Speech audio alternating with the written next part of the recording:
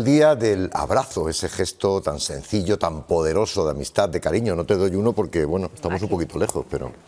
Luego lo haremos. Luego nos Es lo una damos. forma maravillosa, en cualquier caso, de mostrar afecto que tiene, lo van a ver, superpoderes terapéuticos y también emocionales.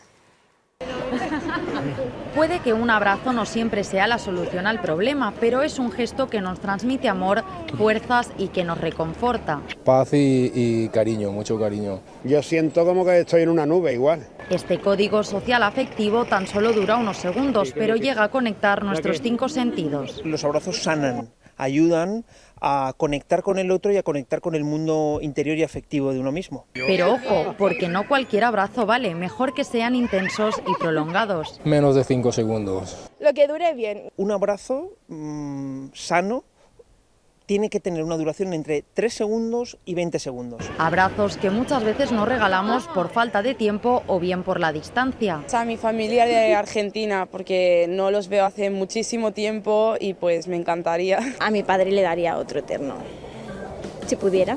Un gesto que guarda una infinidad de sentimientos y que a su vez expresa una multitud de emociones. Así que ya saben, si tienen unos segundos, es una inversión con beneficios ilimitados.